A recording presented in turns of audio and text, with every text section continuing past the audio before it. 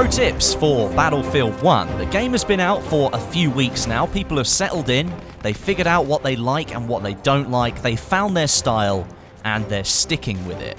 Well, it's time to drop in some little hints and tips that maybe you'll find a little bit more useful. You might already know some of them, but I'll doubt you'll know them all, so here's to hoping you learn something new today. Number 1. Accidentally giving orders instead of spotting players. As a squad leader, it's your job to mark out the different objectives on the map for you to aim for to either attack or defend as a unit. To do this, you simply tap the spot button when aiming at an objective and it will mark up the objective for you. However, that spot button, as the name suggests, is also there to spot players. And sometimes, if an objective is highlighted behind the enemy that you're trying to spot, the game might highlight the objective accidentally. There's a simple solution to that. Head into the gameplay settings, click the Advanced tab at the top, and set context-based order giving to no. And this will instead only allow the squad leader objectives to be marked through the comma rows. And that's the menu that you pull up if you hold down the spot button. Just a little change, but it might stop some of those aggravating moments where you switch the marked objective and you missed out on some squad points. Number 2. Location-based damage to vehicles. You've probably already experienced this in the game, but maybe you didn't understand how you did it. In past games, the entire vehicle you aimed for had one single health value, but in Battlefield 1, you're able to disable different parts of vehicles such as the tracks on tanks or engines in the transport jeeps. You can even damage individual wings on aeroplanes as well. It's a very effective mechanic when you're in combat, as it can give you the one-up on the powerful land ship. Disable its turrets on the side, which is the main firepower for that tank, and you render it almost completely useless. Even disabling one of the 2 turrets is a big deal. You can take more cover on that side of the tank that you disabled, maybe with more time to reload or relocate to a better position. The AT rocket gun is best for you to do this. You can use dynamite or the anti-tank grenades as well, but these are far less accurate and you could end up damaging the hull of the tank rather than the turret that you were aiming for. Number 3. Equipping a bayonet has some downsides. Having a bayonet attached might seem like a really cool decision when you're shoving the blade right through an enemy's chest, but it does have some hidden downsides.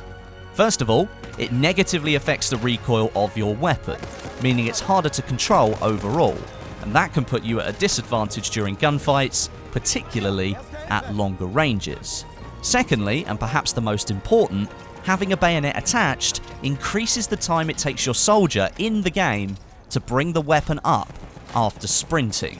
The difference, albeit very small, is noticeable, and on smaller maps or close quarter areas like Argonne Forest or inside the buildings on Ballroom Blitz, sometimes it's better to remove the bayonet and have those faster reaction times.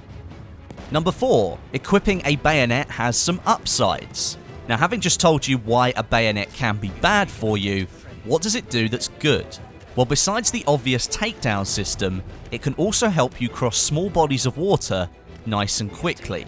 Now, whether this is a bug or not, I'm not sure right now, but simply run up to the water's edge and hit the melee charge key, and you'll swim a hell of a lot faster through the water than you would have done without the charge. If the charge runs out and you're still swimming, you'll swim at a normal pace, so you'll still reach the other side faster than if you hadn't used the charge in the first place. This will help not make you such a big target when you're moving across water, and it might leave you undetected. Be aware though, the cooldown on sprinting still applies after the charge, so when you reach the other side, you need to make sure if that charge has replenished or not. If it hasn't, take cover for a few seconds. Some operations tips now. Number 5, kill off the remaining defenders. If you're an attacker in operations and you manage to capture a sector, you'll notice any defenders remaining in that sector will be highlighted to you. Round those players up and kill as many as you can. This will reward you and your team with more tickets for the next sector and more of a chance of you taking that next sector. Little circular icons appear on the screen when you take the sector, letting you know where the enemies are. Get over there, take them out, and keep the game moving. Number 6, if you're defending, retreat quickly. If you lose a sector as the defending team, you need to retreat as fast as you can and set up for the next sector. Not only does the game encourage you to do this, but it will also reward you for a successful retreat as well. Your ammo and health will instantly refill when you drop into the next sector, meaning you're ready to go for the next attack. Bear in mind that if you are killed when you're retreating, you'll likely have given the attackers a few more tickets for their next sector, so really do make sure you retreat as fast as you can. And number 7, last tip for today, you can smash doors off of their hinges. I'm not sure if people are aware of this. Many times during my time in multiplayer, I've seen people just bumping into these doors. Well, you know the pesky bunker doors, the ones that can get locked? Yeah, those ones. They're really annoying, aren't they? Well, heavy explosives are the answer, and will smash the door open for you and your team to flood through. As the assault class with the AT rocket gun or the dynamite, and the support class with the limpet charge, you can blow those doors open and catch the entrenched enemies by surprise. Bear in mind you're forfeiting the chance to get in and lock those doors yourself, but chances are you want the blood of your enemy and you can't think of anything else until those doors are gone. And that's all for today's episode of Pro Tips for Battlefield 1. Leave some comments, maybe let me know some of your pro tips. You might get featured on the next episode. Leave a rating, subscribe for more, and until next time, my name is Westie, and I'll catch you guys in the next video.